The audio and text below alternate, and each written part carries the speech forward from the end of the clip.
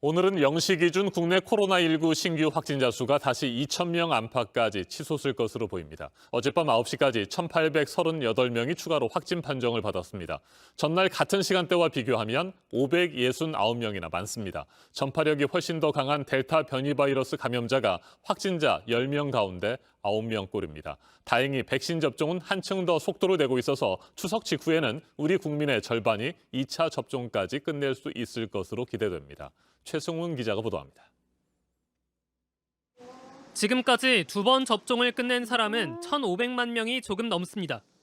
우리나라 인구의 30%에 가깝습니다. 최근 일주일 동안 하루 평균 41만여 명이 2차 접종을 받았습니다. 1차 접종자까지 합하면 하루에 많게는 114만 명이 백신을 맞았습니다. 이 속도라면 추석 직후에는 우리 국민의 절반이 면역을 얻게 됩니다. 9월 말까지는 전 국민의 70%가 1차 접종을 완료하고요. 또 특히 고령층을 비롯한 취약계층 중심으로 해서 국민의 50% 가까이가 완전 접종, 그러니까 2차 접종까지 완료를 하게 됩니다. 하지만 델타 변이가 걸림돌입니다.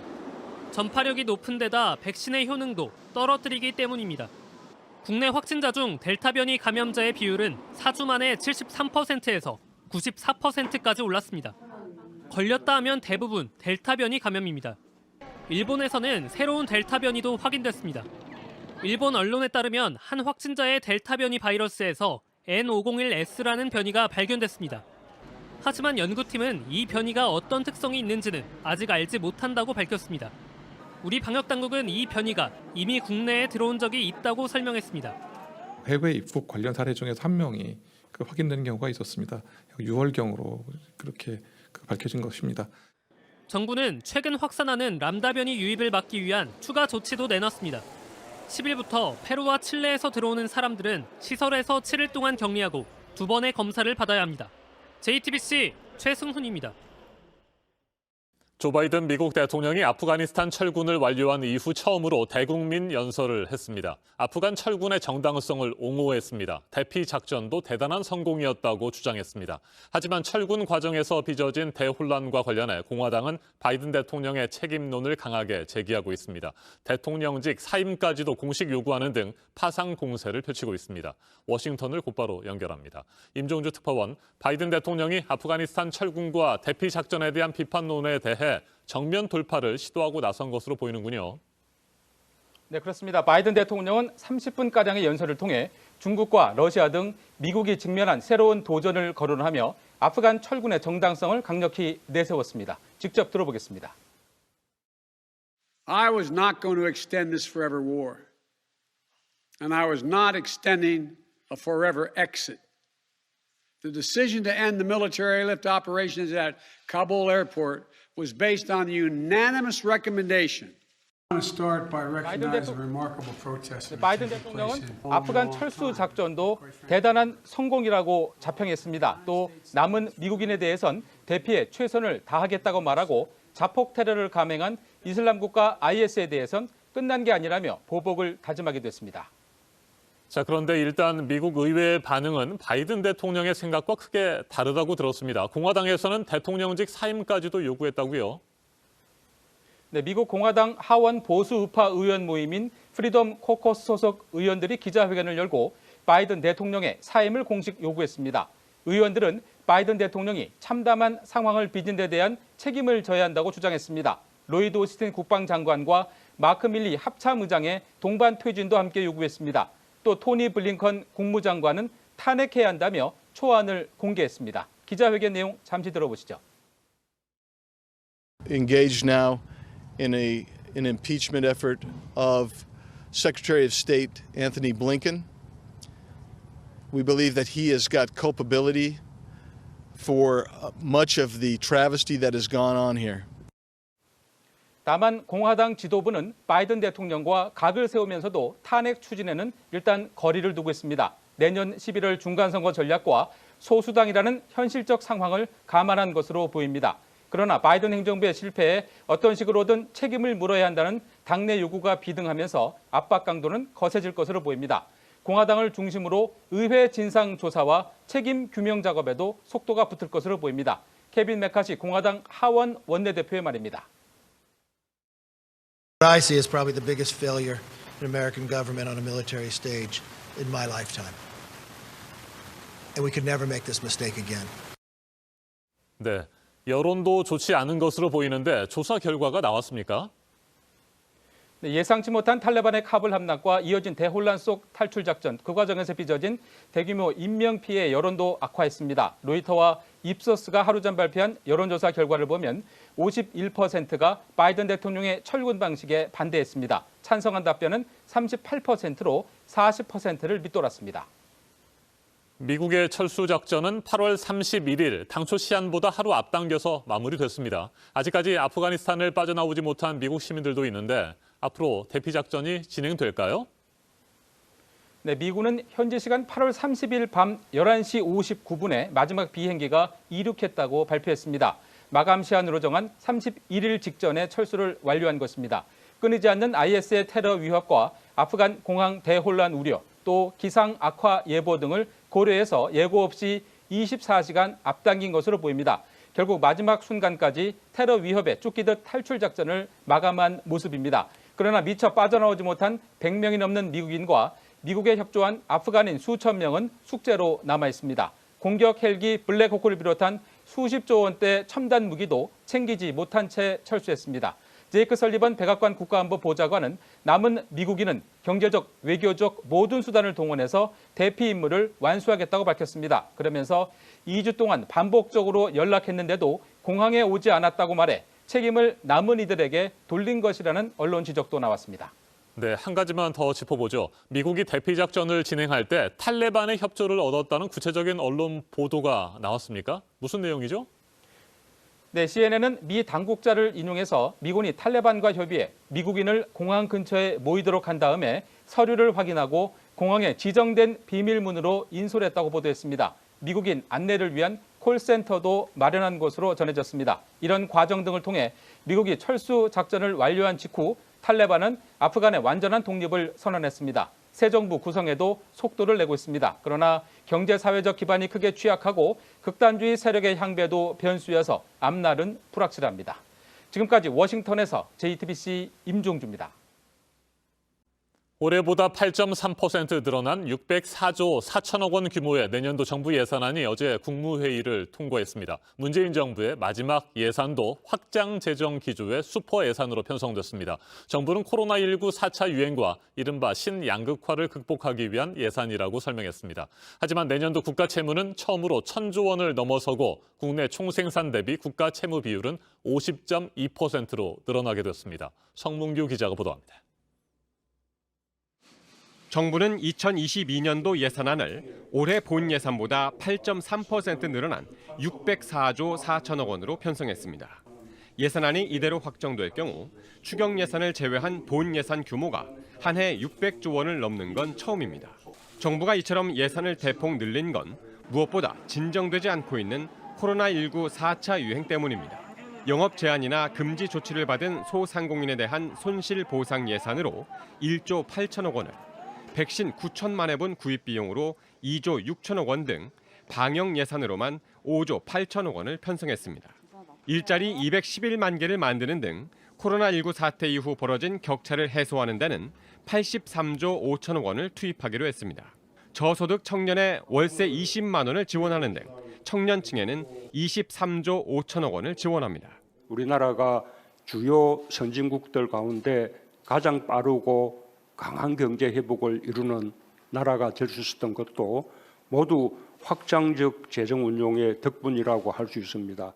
문재인 정부 예산 편성 첫 해인 2018년 428조 8천억 원이던 본 예산은 해마다 9% 안팎의 증가율을 기록하며 늘어났습니다. 확장 재정이 지속되면서 내년도 국가 채무는 1,068조 3천억 원을 기록할 것으로 전망됩니다.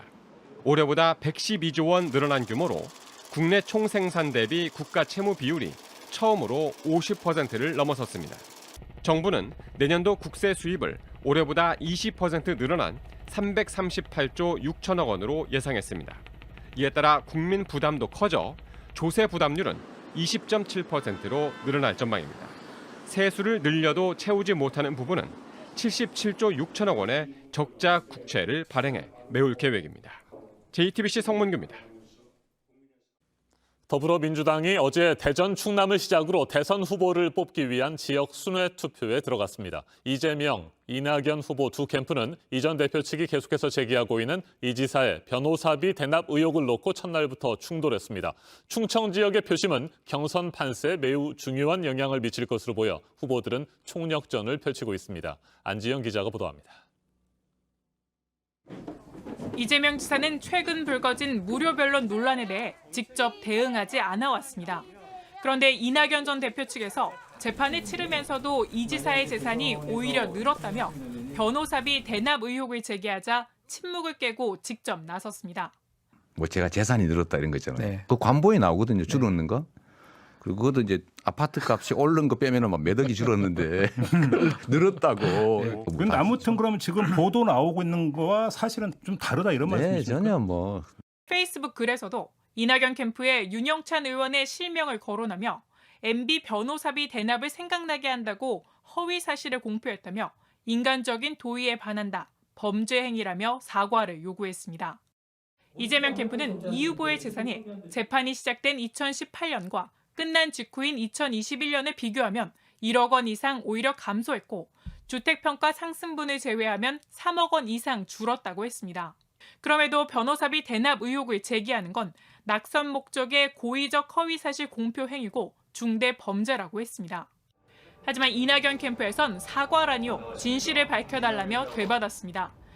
지금이라도 이 지사의 공직선거법 재판에 들어간 변호사 비용을 밝히라고 압박한 겁니다. 또 민주당 중앙당을 향해 자격검증위원회를 설치해서 사실관계에 답하라고도 했습니다. 이런 가운데 민주당 대선 후보를 뽑는 경선 투표가 대전 충남 지역의 권리당원을 상대로 어제 시작됐습니다. 충청 지역의 대의원과 권리당원은 각각 전체의 약 10% 수준이지만 첫 개표지인 만큼 판세에 결정적인 영향을 미칠 것으로 보입니다. JTBC 안지연입니다. 네, 이어서 야당의 대선 관련 소식도 보면 국민의힘에서는 경선 후보 등록이 마감이 됐는데요. 경선 규칙을 놓고 당내 후보들의 신경전이 이어지고 있습니다. 이틀째 충청 지역을 찾은 윤석열 전 검찰총장은 유경수 여사 생가를 찾았는데 전직 대통령 박근혜 씨 수사를 한 사람이라는 반응에 대해서는 공직자로서 소임을 다한 것이라고 했습니다. 강희연 기자입니다. 충북 옥천 유경수 여사 생가를 찾은 윤석열 전 검찰총장. 박근혜 씨 지지자들이 몰려왔습니다. 박근혜 대통령 꺼내주시오! 박근혜 대통령 꺼내주시오! 윤 전 총장은 전직 대통령에 대한 직접적인 언급은 피한 채 유경수 여사를 치켜세웠습니다. 통치에 대해서는 국민들 간에 서로 다른 의견이 많이 있을 수 있겠지만 우리 유경수 여사님에 대해서는 비판하거나 이런 분들이 없습니다. 박근혜 씨 수사에 책임이 있다는 목소리엔 맡은 일을 했을 뿐이라고 했습니다. 공직자로서 저의 소임을 다한 것뿐이고 박근혜 전 대통령의 장기 구금에 대해서 안타까워하는 그 많은 분들, 그 지지자분들의 그 마음에 대해서는 제가 일정 부분 공감한다고 말씀을 드렸고. 윤 전 총장의 충청 방문은 그제에 이어 이틀째입니다. 선대가 충남 논산 공주 지역에 뿌리 내린 충청의 적자임을 강조했고 역대 대선에서 충청을 잡지 못하고 승리한 후보는 없었다며 민심에 호소했습니다. 국민의힘 선관위는 이틀에 걸친 대선 경선 후보 등록을 어제 마감했습니다. 경선률을 놓고 당내 후보들의 견제는 윤 전 총장을 향했습니다. 앞서 정홍원 당 선거관리위원장이 경선준비위원회에서 만들어진 경선룰을 재검토하겠다고 하면서입니다. 여론조사에 국민의힘 지지층 외에 민주당 지지층 등을 반영할지 역선택 방지 조항이 뇌관으로 떠올랐습니다. 오직 윤석열 후보만을 위한 경선 룰을 만들려고 합니다. 그런 식으로 경선판을 깨겠다면 차라리 그냥 선관위원장에서 사퇴하십시오. 홍준표 의원은 경선규칙 개정은 경선의 파탄으로 몰아가는 이적행위라고 비판했습니다. 윤 전 총장은 당의 결정에 따르겠다는 원론적 입장을 밝혔습니다. 반면 역선택 방지 필요성을 주장해온 최재형 전 감사원장 측은 유승민, 홍준표 후보는 여당 후보냐고 맞받았습니다. JTBC 강연입니다. 오세훈 서울시장의 선거법 위반 혐의에 대해서 경찰이 수사를 하고 있는데요. 시청 압수수색도 어제 진행이 됐습니다. 지난 4월 재보궐선거 당시 토론회에서 오 시장이 허위 사실을 언급했다는 의혹을 경찰이 들여다보고 있는데 오 시장은 과잉 수사라는 입장입니다. 임지수 기자입니다. 서울경찰청 반부패 공공범죄수사대가 서울시청을 7시간에 걸쳐 압수수색했습니다. 지난 4월 서울시장 재보궐선거 TV 토론회에서 오세훈 시장이 한 발언 때문입니다. 박영선 당시 서울시장 후보는 오 시장의 측근 비리를 파고들었습니다. 파이시티 의혹 아시죠? 비서실장 겸 정책실장. 참모 중에 하나입니다. 네, 이분이 잡혀 들어갔는데요. 당시 캠프 비서실장이었던 강철원 현 서울시 민생특보의 형사처벌 전력을 언급한 겁니다. 여기에 파이시티는 전혀 제 임기 중에 인허가를 했던 사안은 아닌 걸로 기억이 됩니다.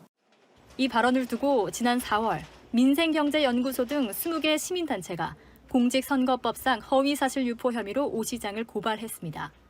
파이시티 사건은 오 시장의 앞선 재임 시절 벌어졌고 강 특보는 돈을 받은 혐의로 징역 10월을 선고받았습니다. 이 사건을 오 시장이 기억 못할 리 없는데도 허위 사실을 말했다는 게 고발인 측 주장입니다. 경찰은 도시계획국 아래 부서들에서 확보한 파이시티 인허가 관련 자료를 분석한 뒤 오 시장을 부를 방침입니다.